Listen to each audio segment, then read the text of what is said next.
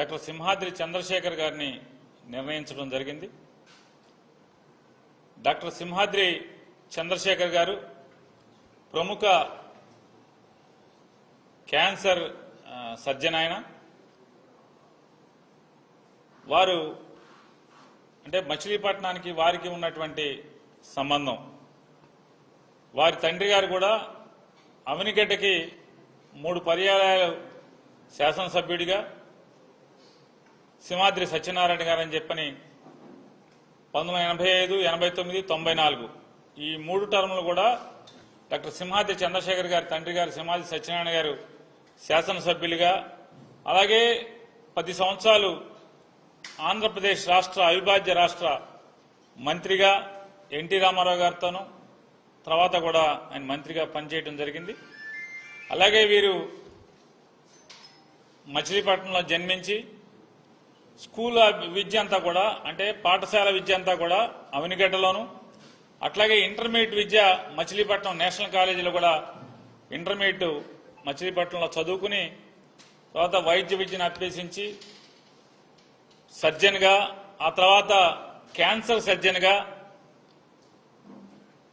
1988వ సంవత్సరం నుంచి కూడా ఆయన క్యాన్సర్ వైద్య నిపుణుడిగా సేవలు ప్రారంభించి ఇప్పటికి దాదాపుగా 35 సంవత్సరాల నుంచి ఆంధ్రప్రదేశ్ తెలంగాణ మాత్రమే కాకుండా సౌత్ ఇండియాలోనే పేరుగాంచినటువంటి ఆంకాలజీ సర్జన్గా ఎంతో మందికి సేవలు అందించడం. రెండవది ఆయన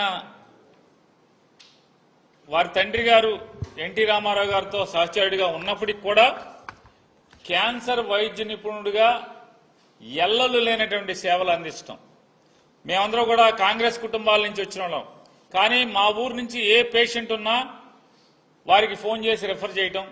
వారు అంతే మాతో ఎక్కడో కూడా వీళ్ళ పార్టీ వేరు, వీళ్ళు కాంగ్రెస్ పార్టీ, కానీ మా నాన్నగారు తెలుగుదేశం కాబట్టి అనే ఇంత కూడా మాకు అనుమానం అనేది లేకుండా వెంటనే రిసీవ్ చేసుకోవడం, కాల్ రిసీవ్ చేసుకోవడం, లేదా థియేటర్లో ఉంటే వెంటనే థియేటర్ నుంచి బయటకు వచ్చిన తర్వాత ఫోన్ చేయడం. ఏంటి నాని ఫోన్ చేసావు సార్, మా ఊరు నుంచి పేషెంట్ వస్తున్నారు, రేపు పంపించమంటారు. పంపించి తప్పకుండా చూసి మళ్ళీ వెంటనే పేషెంట్ చూసి ఫోన్ చేయటం. ఇక మీ పేషెంట్కి ఈ రకమైనటువంటి పరిస్థితులు ఉన్నాయి, ఇలా చేద్దాం లేదా ఆరోగ్యశ్రీలో పెడదాం. ఇట్లా ఎల్లలు లేనటువంటి ఈ పార్టీ ఆ పార్టీ అనేటువంటి సరిహద్దులు లేకుండా ఆయన సుమారుగా 35 సంవత్సరాలు అవిరళ సేవ అందించారు. మరి ఇంత గొప్ప అంటే కేవలం కృష్ణా జిల్లా లేదా మచిలీపట్నమా కృష్ణా జిల్లానా లేకపోతే అనేది కాకుండా ఆయన సేవలు విస్తృతమైనవి. ఇంత ప్రముఖమైనటువంటి నేపథ్యం ఉన్నటువంటి ఒక గొప్ప డాక్టర్ మచిలీపట్నం పార్లమెంటు ప్రజలకి సేవ చేయటానికి అంటే ఇంత ఉన్నతమైన చదువులు చదువుకుని 35 ఏళ్ల పాటు ప్రజలకి వైద్య వృత్తి ద్వారా అనేకమైనటువంటి సేవలు అందించినటువంటి ఆయన వైఎస్ఆర్ కాంగ్రెస్ పార్టీ తరఫున పార్లమెంటు అభ్యర్థిగా పోటీ చేయటానికి ముందుకు వచ్చినందుకు మేమంతా కూడా ఆనందపడుతున్నాం.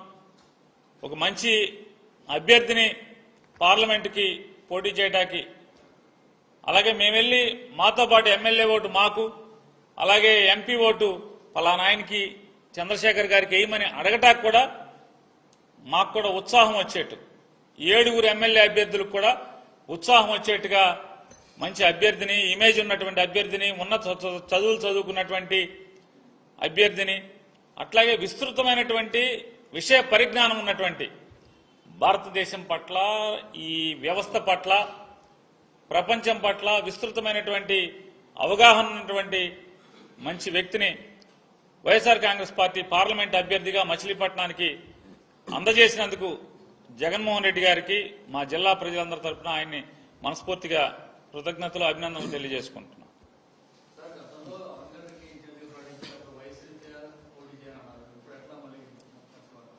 వయసు రీత్యా అని మీతో చెప్పారా? ఏమని?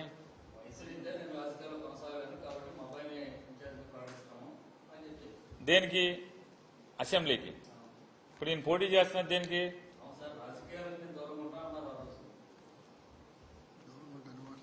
రాజకీయాలకు దూరంగా ఉంటాననేది మీరు ఊహించుకుంటే ఎవడేం చేయలేడు. ఆయన పార్లమెంట్కి ఈరోజు జగన్మోహన్ రెడ్డి గారు అలా కాదన్నా నీ సేవలు కావాలి ఈ రాష్ట్రానికి, ఈ నియోజకవర్గం ద్వారా ఈ రాష్ట్రానికి నీ సేవలు కావాలని చెప్పని జగన్మోహన్ రెడ్డి గారు వారిని కూర్చోబెట్టి మాట్లాడారు.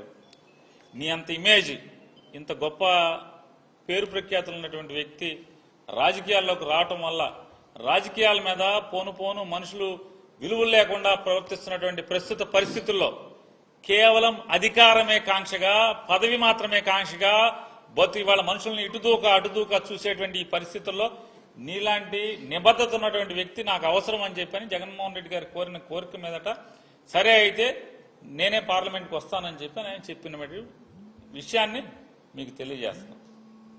దానికి అంటే మీరందరూ ఎట్లా ఉందండి మీ పరిస్థితులు, ఎందుకు వచ్చారు, ఈయన ఇంత మంచి అభ్యర్థిని ఎందుకు పెట్టారన్నటువంటి మీరు బాధపడితే ఎట్లాగా, అవతల తరపున కూడా మీరే బాధపడితే ఎట్లాగా?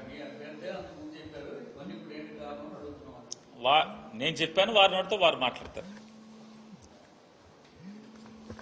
మీరు ఆ రోజున అసెంబ్లీ స్థానానికి అడిగినప్పుడు ఈ పార్టీ ఆదేశాల మేరకు నేను ఇలా పార్లమెంట్కి అయితే నువ్వు సరిపోతావన్నా అని అన్నారు. అందుకని అసెంబ్లీకి వదులుగానే పార్లమెంట్కి కంటెస్ట్ చేయమని సీఎం గారు చెప్పారు. దాని నుంచే కంటెస్ట్ చేస్తున్నాను.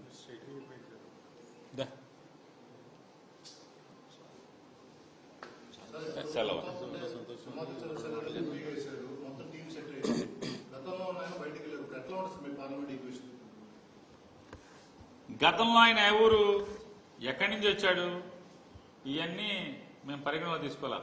జగన్మోహన్ రెడ్డి గారు పెట్టాడు, జగన్ గారు ఇమేజ్ మీదే గెలిచారు. గతం ఎవరు, ఎక్కడి నుంచి వచ్చారు, మా ఊరు కాదా, ఏం చదువుకున్నారు, డాక్టర్ గారా, యాక్టర్ గారా అని మేమేం చూడాల. ఆ రోజు జగన్ గారు పంపించారు, జగన్ గారు బొమ్మ పెట్టాం, జగన్ గారు బొమ్మ పెట్టుకునే 7 ఎమ్మెల్యేలు పార్లమెంట్ సభ్యుడు గెలిచాం. కాబట్టి ఎవడ కర్మ ఆడు అనుభవిస్తాడు. ఇవాళ ఒక మంచి డాక్టర్ని జగన్మోహన్ రెడ్డి గారు పెట్టారు, ఆ డాక్టర్ గారిని తీసుకుని జగన్ గారు బొమ్మ పెట్టుకుని 7 అసెంబ్లీ ఎమ్మెల్యేలు అట్లాగే పార్లమెంట్ సభ్యుడు గెలిచి మళ్లీ వస్తాం.